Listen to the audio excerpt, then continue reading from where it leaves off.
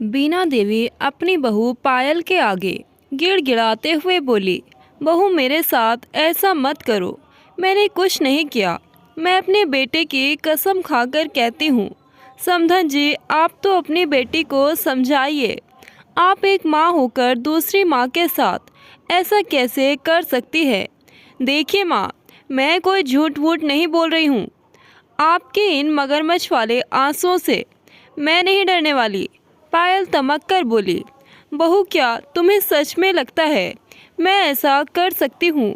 मैं तो खुद चाहती हूँ तुम इस घर के वारिस को जन्म दो। आशीर्वाद देते हुए बीना देवी बहू को छूने वाली होती है कि तभी पायल बहू झल्लाकर बोलती है, दूर रहो मुझसे।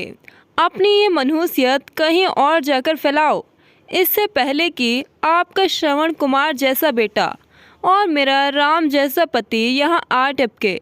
लेकर जाइए इन्हें। बीना देवी रोती गिड़गिड़ाती रही, पर पायल और उसकी माँ कांता जी में से किसी को भी उन पर दया न आई। दो लेडी कांस्टेबल बीना देवी को पकड़कर अपने साथ ले गई।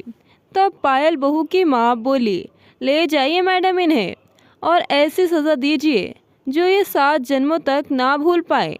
नाक में दम कर रखा था मेरी बेटी के। बीना देवी रोती गिड़गिड़ाती रह गई। बीना देवी को ऐसी स्थिति में देख पायल और उसकी माँ बेशर्मों की तरह मुस्कुरा रही थी।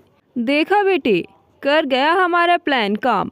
सब हमें ही सच मानेंगे, इस बुढ़िया को नहीं। और इधर बीना देवी के आंखों में आंसू रुक ही नहीं पा रहे थे। वो सोच रही थी कि उन्हें किस बात की सज़ा मिल रही है। आखिर उन्होंने ऐसा क्या कर दिया? बीना देवी अपने इकलौते बेटे विकास से बहुत प्यार करती थी, तभी तो उसकी पसंद पायल से उसकी शादी करवाई और उसे अपने घर की बहू बनाया था। अभी साल भर भी नहीं हुआ था शादी को, लेकिन उसने साल भर में ही अपनी माँ के साथ मिलकर वही सब कर दिया जो उसे नहीं करना था। बीना देवी अपने उन बीते दिनों को याद करने लगी। पायल, मेरा बिल्कुल मन नहीं था कि विकास से तेरी शादी करवाने का, लेकिन तेरे पापा ही नहीं माने। अब देख लो अपने पति को, सारा दिन माँ के पल्लू से बंधा रहता है।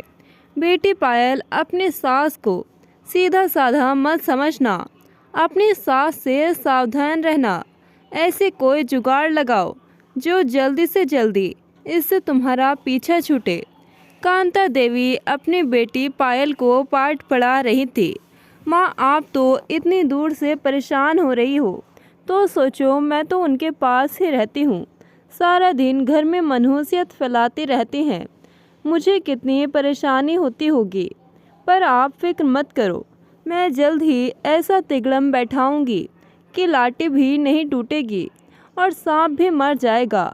इतना कहकर दोनों माँ बेटी हंसने लगी। तभी पायल की सास बीना देवी, जो बाहर फर्श पर बैठी सब्जियां काट रही थी, वो बोली कि पायल बहू, अपनी माँ से बात करने में तुम भूल गए क्या कि छत पर कपड़े सूखने के लिए पड़े थे? अब तो सूख गए होंगे वे। सुबह से शाम हो गई। पायल बहू, तुम्हें मेरी आवाज़ सुनाई नहीं पड़ रही क्या? तब पायल बहू झल्लाकर बोली, हाँ हाँ सुन लिया। क्यों गला फाड़ रही हो? आपकी तरह बहरी नहीं हूँ मैं। मेरे ही कपड़े हैं, मैं लाऊं या ना लाऊं, आपको क्या मतलब है?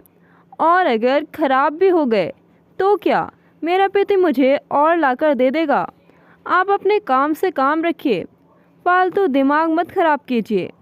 तब बीना देवी बोली, बहू मुझे पता है मेरा बेटा तुम्हें कभी किसी चीज़ की कमी नहीं होने देता, लेकिन तुम उसकी मेहनत की तो कदर करो। ये सुन पायल और ज़्यादा चिल्लाकर बोली, फालतू के प्रवचन मत दो। जब दिख रहा है जा रही हूँ मैं कपड़े लेने, तो क्यों बड़बड़ाए जा रही हो? कहकर पायल तेज़ कदमों से कपड़े उठाने चली गई। बीना देवी बहू की बात सुन सोच में पड़ गई कि क्या लड़कियां शादी के बाद इतना बदल जाती हैं। ये वही लड़की है जिसे हम देखने गए थे, तो ये अपने मुंह से एक शब्द नहीं निकाल पा रही थी। नज़रें नहीं मिला पा रही थी। हाँ, ये पता था कि अपनी माँ की लाडली है, पर यह नहीं पता था कि आँख कान बंद करके अपनी माँ की सारी बात सुनेगी और अपने ही घर में आग लगाएगी। लोग कहते हैं कि माँ बेटी का घर बसाती है, पर यहाँ तो एक माँ अपनी बेटी का घर उजाड़ने में लगी है। ना जाने क्या क्या उल्टी सीधी बातें उसके दिमाग में डालती रहती हैं। और पायल बहू है कि आंख बंद करके अपनी माँ पर विश्वास करती है। बीना देवी एक मध्यम परिवार से थी। उनके पति रौनित बाबू एक स्कूल में पढ़ाते थे। अपनी मेहनत के दम पर अपने बेटे को पढ़ाया लिखाया और इस काबिल बना दिया कि वो अपने पैरों पर खड़ा हो गया। अब उनके बेटे विकास के कई घरों से रिश्ते आने लगे थे, पर होता वही है जो भाग्य में लिखा होता है। तो पायल की किस्मत विकास से जुड़ गई। एक तरफ बीना जी, जिन्होंने आर्थिक स्थिति ठीक ना होते हुए भी कम पैसों में अपना घर सही से संभाला था, पर पायल एक अमीर घराने की लड़की थी। उसे खाने पीने से लेकर ओढ़ने पहनने तक की चीज़ों को बर्बाद करने में ज़्यादा फर्क नहीं पड़ता था। और वही विकास, जो कि अपने माँ बाप के संघर्ष को नहीं भूला था, इसलिए अपनी पत्नी को किसी भी तंगी में नहीं रखता था। हमेशा उसे अलग से पैसे देता और बाकी घर चलाने के लिए पैसे अपनी माँ के हाथ में रख देता था। यही बात पायल को खटकती थी। एक दिन ये बात पायल ने अपनी माँ कांता जी को बोली। तब वो उसे पट्टी पढ़ाते हुए बोली, ऐसा कैसे हो सकता है? पति के पैसे पर पहला अधिकार उसकी पत्नी का होता है, और अगर घी सीधी उंगली से ना निकले तो उंगली टेढ़ी करो। बस फिर क्या था, पायल रोज़ घर में बखेड़ा खड़ा कर देती। रोज़ रोज़ के झगड़ों से परेशान होकर बीना देवी अपने बेटे विकास से बोली कि बेटा, बहू अभी नादान है। अगर घर की जिम्मेदारी वो लेना चाहती है तो उसे सौंप दो, शायद उसके स्वभाव में बदलाव आ जाए। पर माँ, जब आप घर संभाल रही हैं तो उसे क्या परेशानी हो रही है? विकास के माँ बाबूजी उसे काफ़ी समझाते हैं। अब विकास अपनी सारी तनख्वाह अपनी बीवी पायल के हाथ में दे देता। पायल फूले ना समाती। बीना देवी सोच रही थी कि घर की जिम्मेदारी बहू को दूंगी तो वो संभल जाएगी, परंतु यहाँ तो सत्ता मिलने पर पायल बहू को अपनी ही सास ससुर के साथ दुर्व्यवहार करने का लाइसेंस मिल गया था। अब रोज़ रोज़ पायल बहू घर में क्लेश करती। अपनी माँ के द्वारा सिखाए गए पैतरों से अपने सास ससुर के साथ जीभ जोरी करती। घर की शांति भंग हो गई थी। इन सब बातों से परेशान होकर विकास भी अपने ऑफिस से अब रात को लेट आता। बीना देवी अपने पति रौनित बाबू के साथ मंदिर जाकर बैठ जाती। रौनित बाबू बोले, देखो बीना, बहू से अपनी बातचीत अब कम करो। घर की परेशानियों से भागकर यहाँ आ जाना ठीक बात नहीं है। बेचारा हमारा बेटा भी सारा दिन परेशान रहता है, कभी इधर कभी उधर। ठीक है जी, आप सही कह रहे हैं। विकास इन सभी परेशानियों से मुक्ति पाने के लिए शाम को घर जब लौटा तो पायल बहू पहले से ही तैयार बैठी थी। विकास मुस्कुराते हुए बोला, और बताओ पायल, आज का दिन कैसा रहा?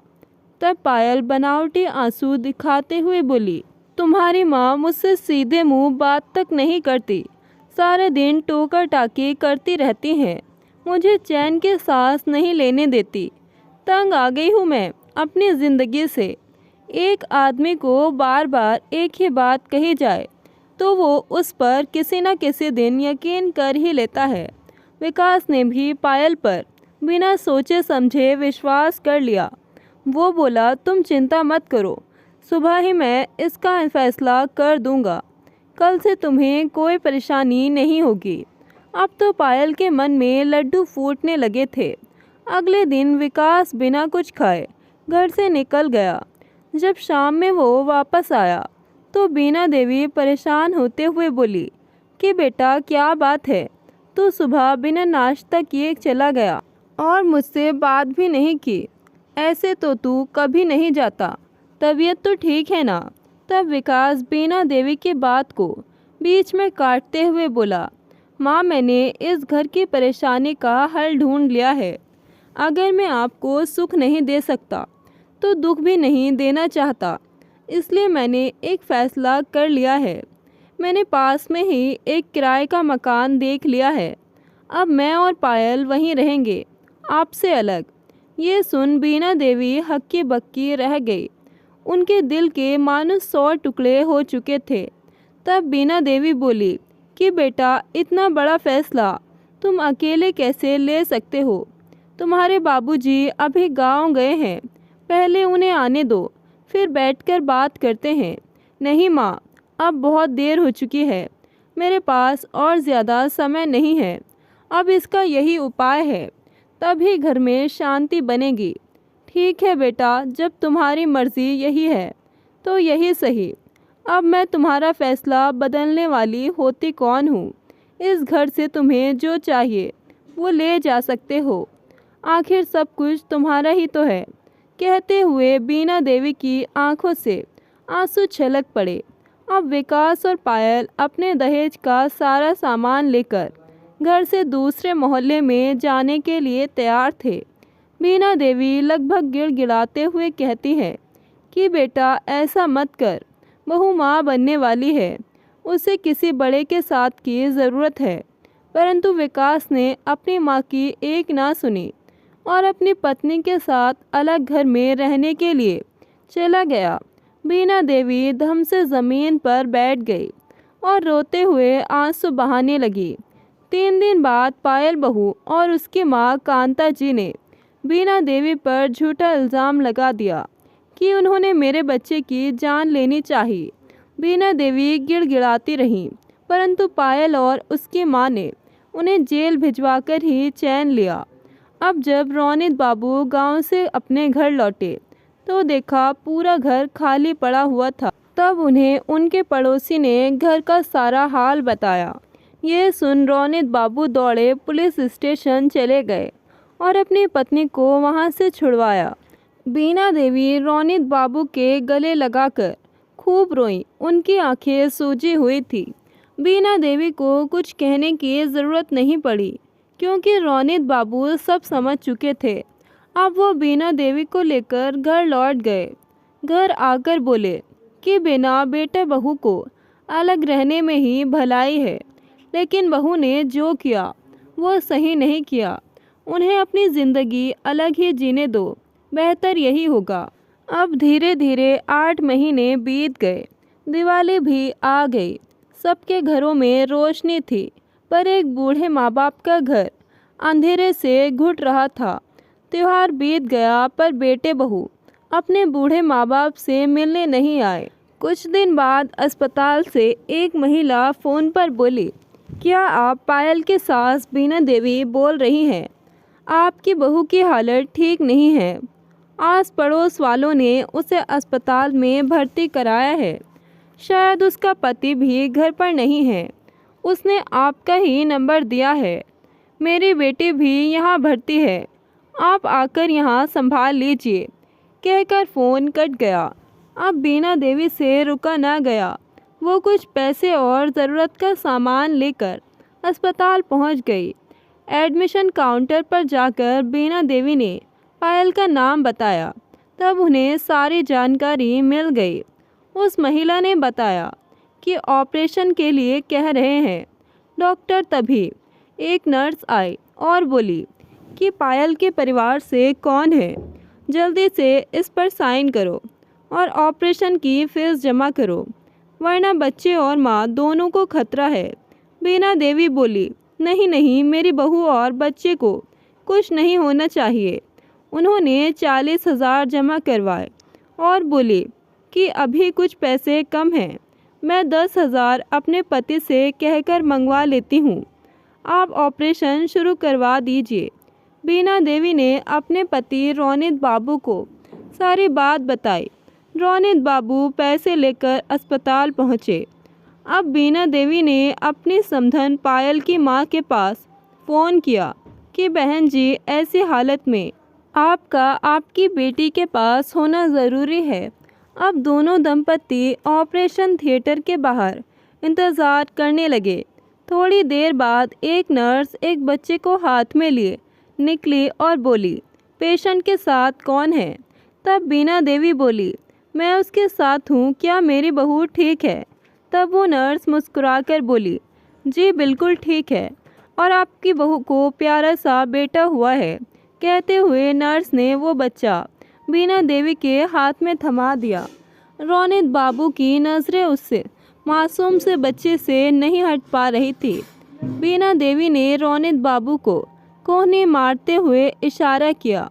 तब रोनित बाबू ने अपनी जेब से 2000 निकालकर बच्चे पर वार कर नर्स को दे दिए।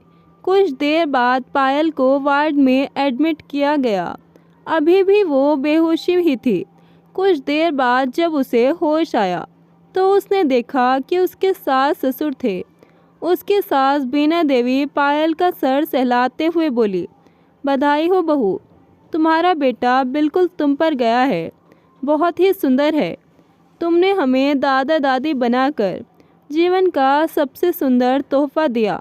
कहकर बीना देवी बच्चों को गोद में लेकर घूमने लगी। बगल में बैठी उस मरीज़ की माँ ने आकर पायल को सारी बात बताई कि बेटी जब तुम बेहोश थी तो तुम्हारे सास ससुर एक पैर पर खड़े थे और 1 मिनट नहीं लगी तुम्हारे ससुर को पैसा जमा करवाने में। दोनों तुम्हारे आगे पीछे हो रहे थे, पर मुझे एक बात समझ नहीं आई कि उन्होंने तुम्हारी माँ को भी फ़ोन किया था, वो अभी तक नहीं आई। जहाँ माँ को चिंतित होना चाहिए था वहाँ सास चिंतित हो रही है। ऐसे सास ससुर बड़े नसीब वाले को मिलते हैं। कहकर वो महिला अपने मरीज़ को लेकर अपने घर रवाना हो गई। रोनित बाबू भी शाम को घर चले गए। जब रात हुई तो बीना देवी सारी रात कभी बहू के पैर दबाती तो कभी सर दबाती और बच्चे को गोद में ले संभाल रही थी। सारी रात वो नहीं सोए। सुबह में जब रोनित बाबू चाय लेकर आए तो बोले कि बीना चलो चाय पी लो, कल से तुमने कुछ नहीं खाया। अगर ऐसा करोगी तो तुम बीमार पड़ जाओगी, फिर तुम्हारे पोते और बहू को कौन संभालेगा? जाओ तुम घर होकर आ जाओ, मैं यहाँ हूँ मेरे पोते और बहू के पास। अब बीना देवी घर चली गई और रोनित बाबू वहीं अस्पताल में रुक गए। वो पायल बहू से बोले, बेटी पायल अगर तुम्हें कुछ ज़रूरत हो तो बता देना, मैं बाहर ही हूँ। कहकर वो गोद में लेकर अपने पोते को बाहर निकल गए। तभी पायल के पास में बैठी एक मरीज़ महिला बोली, इतनी देखभाल तो कोई पिता ही कर सकता है और तुम्हारी माँ को मैंने देखा, सारी रात तुम्हारा सर दबाती रही, तुम्हारे बच्चों को गोद में लिए बैठी रही। ये सब सास ससुर के बस का कहाँ है? तब पायल मुस्कुराकर बोली, नहीं ये मेरे सास ससुर ही हैं। क्या सच में? हम सब मरीज़ सोच रहे थे कि ये तुम्हारे माँ बाप है। सच बहन, अगर ऐसे सास ससुर मिल जाए तो बेटी को मायके की कभी याद ही ना आए। ऐसे सास ससुर सौभाग्य से मिलते हैं। उस महिला की बात सुनकर पायल की आंखों में आंसू छलक पड़े। उसे अपने आप पर आत्मग्लानि महसूस हुई। वो सोचने लगी कि आखिर मेरी माँ भी तो एक औरत है। अगर सास से लड़ने की बात होती तो बेवक्त लड़ने के लिए सलाह दे देती, और आज जब मुझे सबसे ज़्यादा ज़रूरत उनकी थी तो वो यहाँ नहीं है। और जिनके साथ इतना गलत किया उन्होंने अपने फ़र्ज़ को निभाया, मुझे संभाला। किसी ने सही ही कहा है कि अपने वही होते हैं जो दुख में साथ देते हैं, वरना सुख बांटने को तो सभी तैयार रहते हैं। तभी रोनित बाबू ने पायल की तंद्रा भंग की। अरे पायल बहू देखो, तुम्हारी सासू माँ तुम्हारे लिए खिचड़ी लेकर आई है, चलो जल्दी उठो और ये खाओ।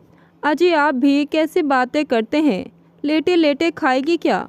चलो बहू। बीना देवी सहारा देते हुए पायल को उठाने लगी और उठाकर उसे खिचड़ी खिलाई। ये देख पायल की आंखों से अश्रुधारा बहने लगी।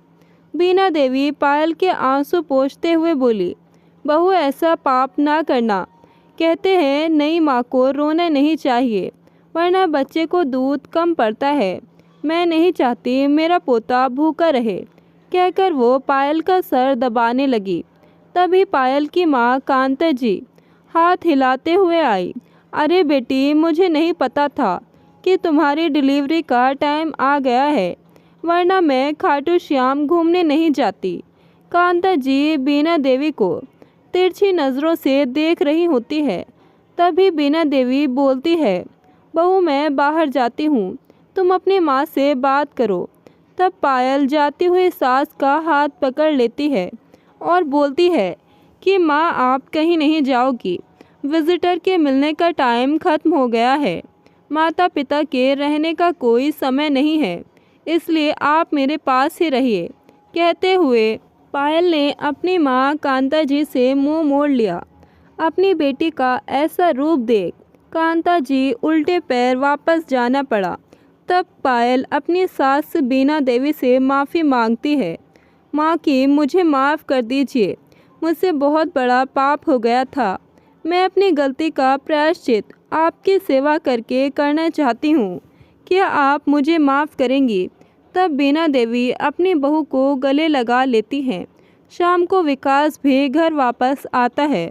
जब उसे अपनी पत्नी की हालत का पता चलता है तो वो अस्पताल पहुंच जाता है। अपनी मां बीना देवी को अपनी पत्नी पायल के पास देखकर विकास को भी आत्मग्लानि महसूस होती है। उसका सर शर्म से झुक जाता है। वो अपनी मां के पैरों में गिर जाता है और बोलता है, माँ मैं आपको दुखी नहीं देखना चाहता था, इसीलिए मैंने घर छोड़ा था ताकि आप शांति से रहे, सुखी रहे। माँ मुझे माफ़ कर दीजिए, मेरी गलती थी जो साल भर में आपसे मिलने तक नहीं आया। बीना देवी ने अपने पोते का सर चूमते हुए और बहू का सर सहलाते हुए कहा, इन दोनों की वजह से तुझे माफ़ कर रही हूँ। सीधे सीधे अपना सामान किराए के मकान से घर ले आओ, वरना अच्छा नहीं होगा। बीना देवी के इतना कहते ही वहाँ खड़े सब हंसने लगे। रोनित बाबू ने और बीना देवी ने अपने बेटे बहू और पोते का स्वागत धूमधाम से किया। आज एक बिखरा हुआ परिवार फिर से एक हो गया था। दोस्तों, जब एक लड़की शादी करके दूसरे घर जाती है तो ससुराल में उसे नई नई चीज़ सीखने को मिलती है। वहाँ के कायदे कानून अलग होते हैं, जिसे वो टोका टाकी समझती है। लड़की के मायके वालों को चाहिए कि वो अपने बेटे का साथ देने के बजाय उसे समझाए, ना कि उसकी गृहस्थी को बर्बाद करे। दोस्तों, कहानी आपको कैसी लगी कमेंट करके अपनी राय अवश्य बताएं। कहानी अच्छी लगे तो वीडियो को लाइक शेयर ज़रूर करें और ऐसी ही कहानियाँ सुनने के लिए हमारे चैनल को सब्सक्राइब करें। मिलते हैं एक नई कहानी के साथ। धन्यवाद।